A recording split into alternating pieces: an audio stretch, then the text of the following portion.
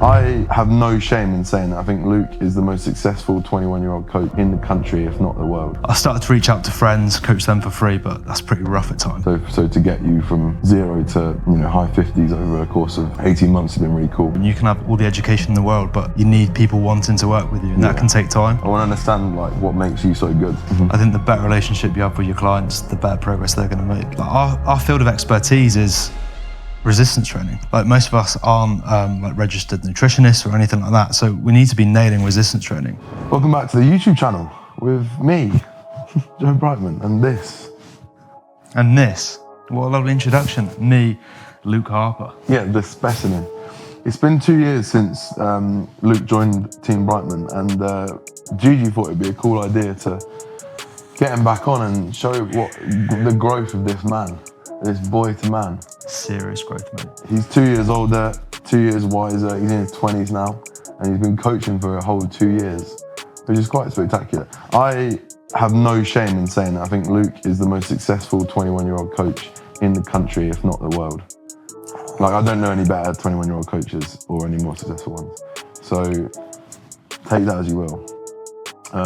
We're going to just catch up with Luke. I think find out a little bit more about his growth as a man over the last 2 years. What's different? What's different over the last 2 years? How you found it? I want to talk about the pros and the cons as well. I want to have a brutally honest conversation. Rate that. Yeah. Rate that a lot. Give us a little rundown of how your life has changed from 2.5 years ago to now. Huge change, mate. Full stop. Huge change. Full stop. Nothing else.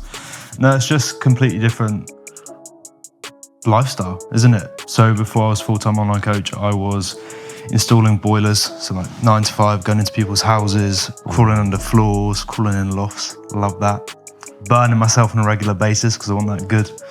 And then training in the evening. But because my job was nothing to do with fitness, all I was thinking about was fitness. It's I can't wait for this day to be over so I can get to the gym. Peak off season, used to sneak away in the van for a Molly's flapjack. Oh, yeah. Get the calories in. Oh, yeah. And then, train at 8 in the evening. And then it was just rinse and repeat, Monday through till Friday. And it was just not sustainable at all. I was 19, I was thinking, I'm not going to be able to do this for much longer just because I hate it so much. Man needs a change up. So, of course, then I went down this coaching route and it worked out, which is good. Well, let's not skip over that. How did that transpire? What, wanted to do coaching? How did you go from installing boilers 9 to 5, training at 8 to coaching full time? It's all right. What happened? So of course, while I was doing that apprenticeship, I was being coached by yourself at the time. So of course that put the idea in my head because I just loved the process and I was thinking, right, if I had this skill set, I could coach other people as well. And that's going to give me a lifestyle that I enjoy a lot more because I didn't like crawling under floors or crawling in lofts. Who would? It was not ideal. So I thought, I think there's potential to go down this route, but at the minute I haven't got the skill set to do so. So alongside that apprenticeship, I was looking into expanding my knowledge within this area. Luckily, the education portal was about, which was a great resource. I just hammered that. Then lockdown came about, it gave me a good break. I was right, I'm just gonna treat this like school. I spent a silly amount of time on it, 5 hours each day, hammering that, revising. I used to write down each lecture and then I would condense it down into a couple of sentences because that's how I learned it best. So I did that over every section. And then when I was really confident in my skill set, I started to reach out to friends, coach them for free, but that's pretty rough at times because they're your mates. Adherence is never there. No. But I used that as a time mainly just to get systems in place, get used to giving feedback. And then I reached out to you and mentioned that I want to start coaching. And then from there, I started to get a few more clients, friends of friends. I think I was charging 50 quid. And then I think a month or so down the line, you mentioned you're looking to expand the team. And that's when I came on board. That's when I got driven up to your place. I ain't got a clue what the area is, mate. As soon as I'm out of Cornwall, I ain't got a clue where I am. And then went from there. But yeah, it's been a huge change over the 2 years. Yeah. So you've gone from basically coaching friends for nothing to, I don't think I mind talking about numbers, but at one point you've had what, 50, high 50s? Yeah. In terms of the clients? It's 56 mark. Yeah, that was pretty cool to see because for me, that took me probably 3 or 4 years and a pro card to even get to like 30 clients. So to get you from 0 to, you know, high 50s over a course of 18 months has been really cool. And I think for me, the something that I've learned has been like how valuable this process has been for me. It's not actually, I've learned so much about it. This isn't really about the money as such anymore. We need money to like make the business work and make the world go round, and have experiences and enjoy things, but actually just like being able to pull you out of, or not pull you out of, but help you move from where you were to like where you are now. For me, that's really fulfilling. Yeah. I think to give someone, or to help someone with that opportunity, I think is fantastic. Well, it fast-tracked it, because if I didn't go down this route, realistically, I'd have been in that job for, well, it depends how long it took for business to take off, because it is a bit of a slow burner. And that's what I say to people when they start, because they go down the route of, what do I need to know? And you can have all the education in the world, but you need people wanting to work with you, and that can take time. So I'd still be in that job for a long time, mate, a long time. So it's just fast-tracked the process, which I'm extremely grateful for, of course. I find that hard to put into words because I'm like a super surface level guy. Like, I don't know, I find it very hard to reflect and take my time to like really soak it all in, because everything's moving forward faster. Like the position I'm in now and the goals I'm setting now are goals I would never have been able to like realistically set back then. Yeah. Because I know people have set goals and they say like crazy things, but I'm more of a short term, like, right, every 5 months I want this, and want this. Yeah. And at the minute, like, everything's achievable. Yeah. No, I agree with that. I think that's a common theme with a lot of people that I think I connect with or rub shoulders with, like, you know, the likes of like Bridgman, even like Christian, Cal, like all these people. I think we're terrible at looking back ourselves, because you know, for you, this one journey. My journey's only been like a year and a half longer than yours in terms of like being a full-time online coach. So, you know, a year before, well, I think I started talking to you in lockdown about taking on another coach. Yeah. In lockdown, I was still working full-time at John Lewis. So even for me, it's wild. And running a business, there'll be ebbs and flows, and I have no issue saying, like, at the moment with everything going on, like cost of living, people are struggling to see maybe online coaching as like a necessity, and it's more of a luxury, and therefore quite often it is the first thing to get cut. Yeah, for sure. So things are hard, and when you start to see numbers dip, or you know, if you are in one of those ebbs rather than a positive flow, it can be really challenging. But I think it's in those times you always have to look back and be like, no, hang on, it's nowhere near as, not even bad, but like, I'm in a completely different world now. And I think it's exciting now to start having conversations with you in terms of, like I said, like those next steps. I've really enjoyed spending more time with you over the last week, and obviously we've got this next week, and then obviously we've spoken with Max about like traveling and going away, and I think that would be really cool.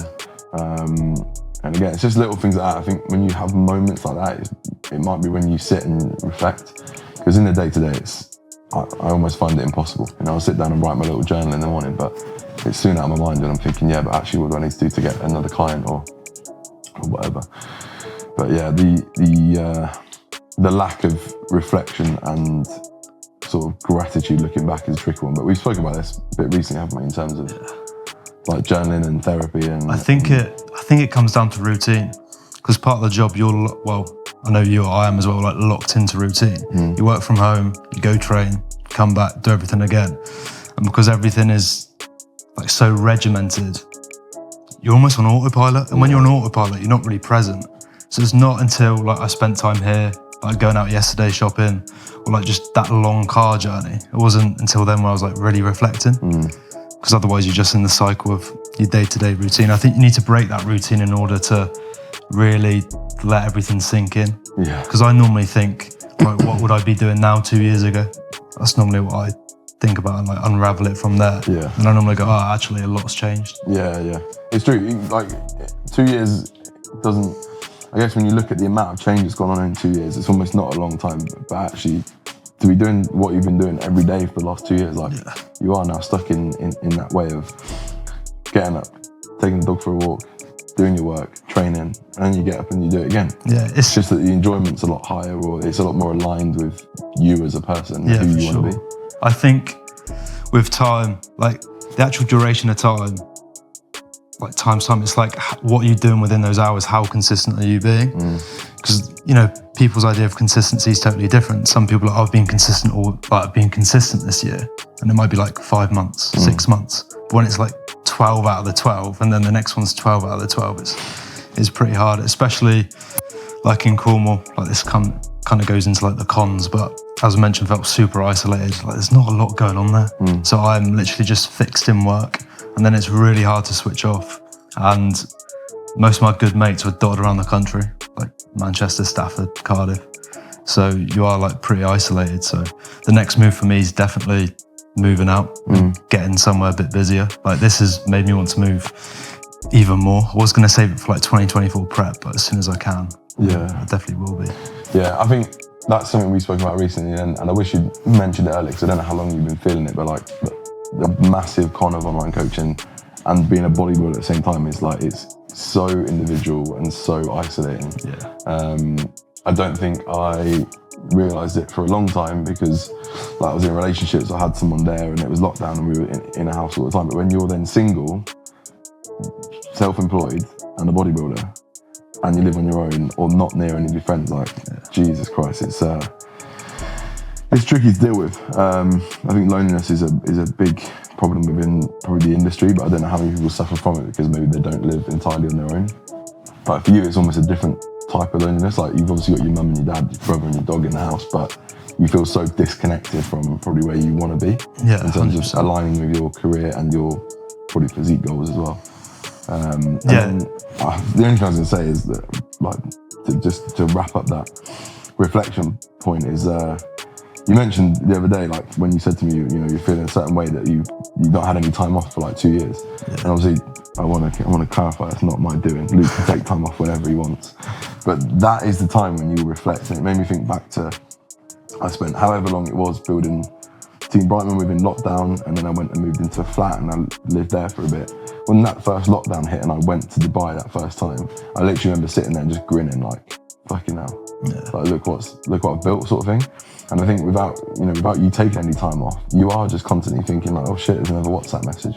Oh, there's another check-in to do. Oh, there's some programming to do. Oh, I've got to go and train. Oh, I've got to get my next meal in. Yeah, for sure. You never just sit there and just be like, meditate on it for a bit, which is what I was getting at. But back to the isolation thing.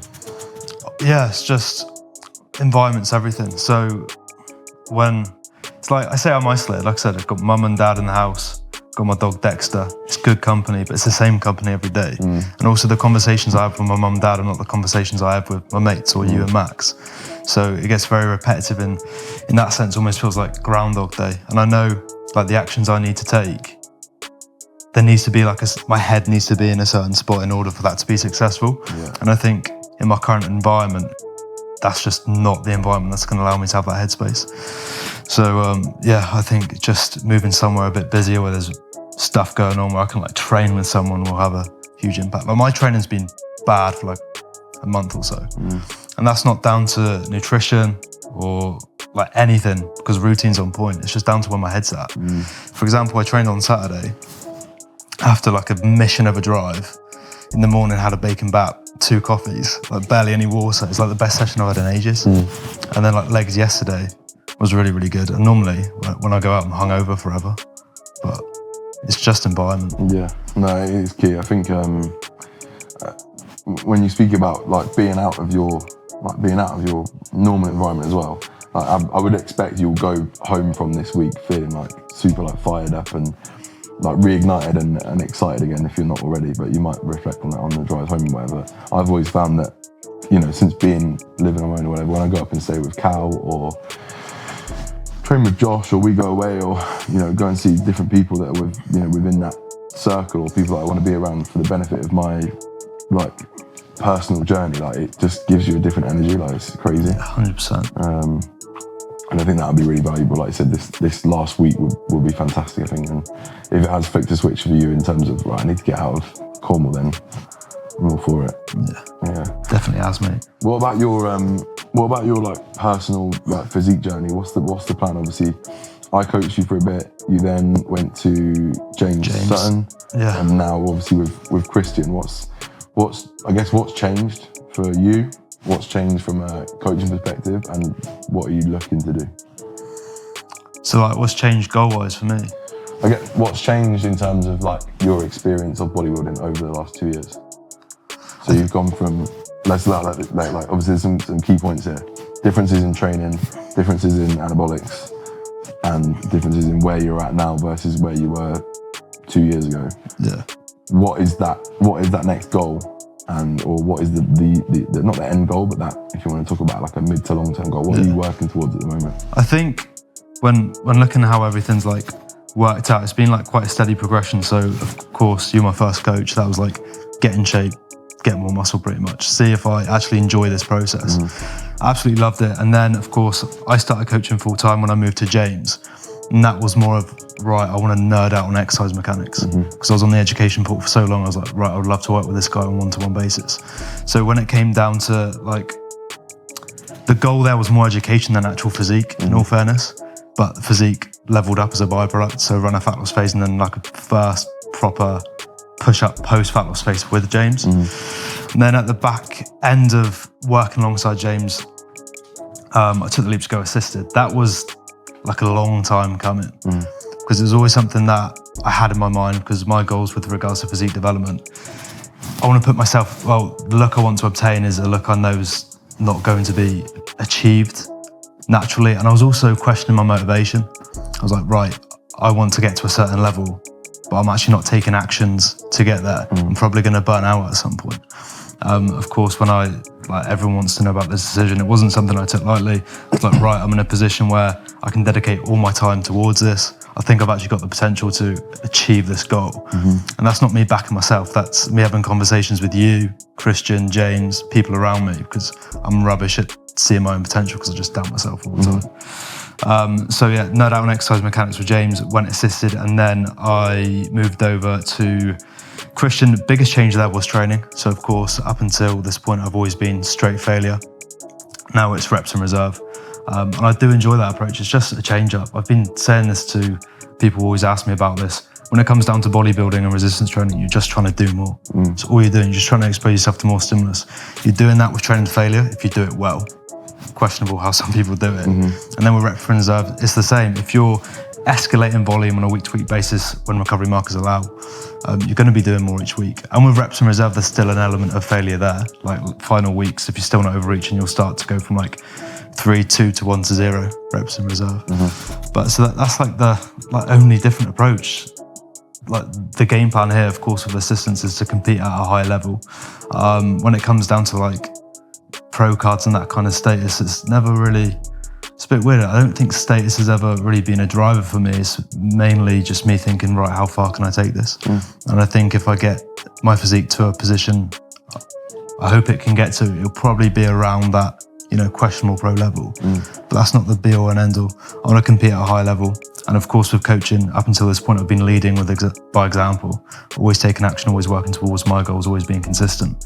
So I'm sure when I start going down that competitive route, hopefully I'll start coaching competitors at that point as well. Because if I look at where I'm at, my clients are like a massive reflection. Like I've got loads of people starting coaching businesses. I expect that's from them seeing what I've done. And then same with pushing up and improvement phases. They've seen my own physique development. So it's just lead by example. And I think that's going to have a massive positive impact on the business. Let's talk a little bit about the coaching service itself. I want to understand what makes you so good. Yeah. Everyone should wonder why. Leading from the front over here, mate. 100%. What do you think's good about? Because obviously our service is largely reflective of each other. You're not in a position yet to be offering anabolics advice and blood work analysis. But aside from that, I would say that we have a leading online coaching service. We pride ourselves on delivering a good service. You've now been coached by James, myself a while ago, and now Christian, who also is regarded as a very high-level sort of service delivery coach. What do you think makes your service good? What's important to you? So when it comes down to coaching my client base, I prioritise relationship over everything. I think the better relationship you have with your clients, the better progress they're going to make. I don't want any of them to be in a position where they're scared to be upfront with me. Tell me how they're feeling or tell me when they've come off plan. I want them to feel comfortable the entire time, because that creates a creates a bit of a safe space. If they're comfortable, they're going to be honest, and of course we need honesty in order to make appropriate adjustments. Like, we need the full picture. Yeah. So that's the main thing, just making sure I build a good relationship with all clients. That's through check-ins, multiple touch points within the week, and of course now the monthly calls via goal setting. So once we've got that relationship in place, it does take a while to build. It's not something that happens overnight. Yeah. But once we've got that relationship in place, it creates a good foundation. But when it comes down to the service itself, it's just standard stuff, just making sure you're there for your clients. Quick response times. When it comes down to the weekly check-in, you're not just skimming over everything, go, yes mate, 50 gram a carb bump up, you're sound. It's like really taking time to read through all the notes, highlight any concerns, and just really going into everything in detail. And of course, when you make adjustments, telling them why you've made them, because they need to understand why. Like, if I was in a position I was doing something I didn't know why, I probably wouldn't adhere to it, because you don't know the reason behind it. Yeah. So it's just about, I'm repeating myself loads, but building a good relationship, making sure that there's clarity within the coaching process at all times. Like, they actually know what they're doing. It's simple on the surface, it just takes effort. That's the thing. Of course, if I look at what my workload was like when I had 20 versus 56, yeah, I'm way, way busier. And that's because I've just kept my standard of service the entire time. I think what people do is go, right, got 20 clients, I'm on point with everything. Now I've got 80. Well, I only want to be working the same time I was at 20. I'm just going to cut everything right down. And super simple thing of just thinking. I do think this a lot as well with my client base, because of course I want to be coaching everyone for to their goal and for a prolonged period of time. I just think, right, if I was receiving this service, would I be happy with it? And the answer is always yes, because I hold it to a high standard. Yeah. I won't let it slip. Yeah, I think that was kind of what led me to start this whole thing anyway, because my first coaching experience, I was like, fucking hell, that's a lot of money for a load of shit. Yeah. You know, getting a training plan written out on a little Word document or even an email, and I was thinking, what's going on here? And then you start to see, like, you know, when a coach gets popular and a client's sharing what their sort of, I don't know, a screenshot, oh, coach has given me 50 extra carb, and you see it's exactly the same thing as like the other client received on a WhatsApp message, like 100 grams of steak, 200 grams of rice. I'm like, hang on a minute, what, are we all eating steak and rice then?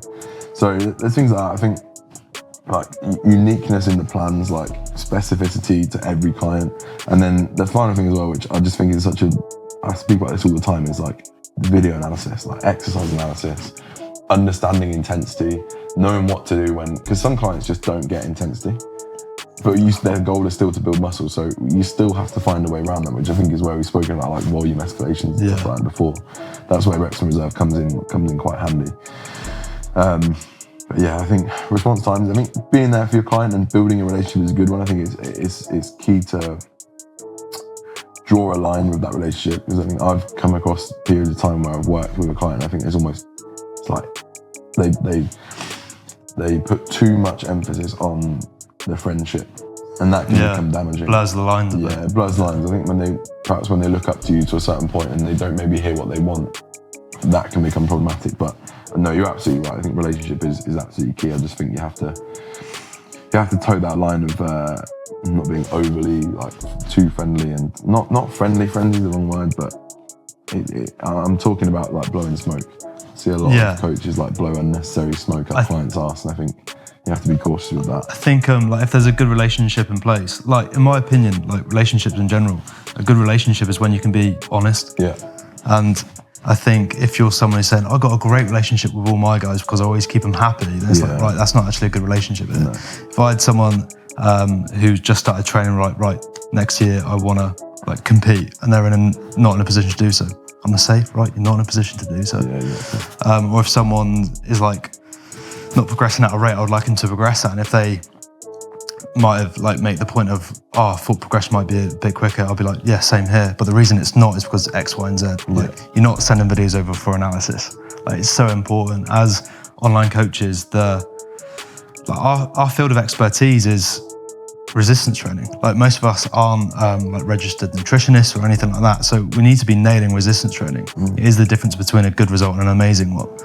So it's just about being on point with every single element of the process itself. Yeah, I think it's funny as well. I think as a client who wants to get the most out of a coaching relationship, I find it ironic the clients that always ask me, oh, is there anything more I can be doing in my check-ins? They're the ones that are doing everything. Yeah. I can think of 3 off the top of my head guys that have been putting their weekly summary, which is a box that we provide everyone, and we really encourage people to fill out because like that gives us the context behind the week. Yeah, the numbers are great. Like quantitative data is fantastic. It allows us to get a snapshot of the week. It allows us to see the true data. But the weekly summary is that chance to provide some qualitative data and some verbatim on how that week has gone, and if muscle soreness was high, like why was it? If stress was high or low, why was it? If sleep was shit, why was it? That box is key, and the amount of times I've had a client fill that box to the brim, which is perfect, but then put, is there anything more I can add? And I'm like, not really, no. You've given me all the weekly information, you've given me a weekly summary from your perspective, and you've sent me some training videos. There's nothing more you can do here, unless you're lying to me. Yeah, you hit the nail on the head with that relationship piece. Honesty is absolutely key. So me telling a client, yeah, you're going to be great, mate, you're going to win the finals, that's lying, because I can't guarantee that. Not looking good, bruv. Not looking good, bruv. Right, so I think the final topic we'll touch on, I think I might probably end up doing a bit more speaking because I'm probably going to give people a bit of an insight into how I've like set up the business to this point. So obviously, when I initially took you on, it was like I was going into a competitive season. I think my capacity was going to get full, and I was like, we can help more people here. Plus, Luke is going to be really good. I back his potential. Since then, obviously, we've brought Max on board. That was an interesting one for me because I was like, oh, it's me and Luke. Like, what happens when I bring a third person into the mix? I don't think that's had any negative effect on the business at all. I think it's been fantastic. I see how Max has an entirely different demographic approach and kind of attraction to him as a coach. Like, he's done the classic physique competitions. He's really passionate about posing, so he offers an entirely different dynamic as part of the team.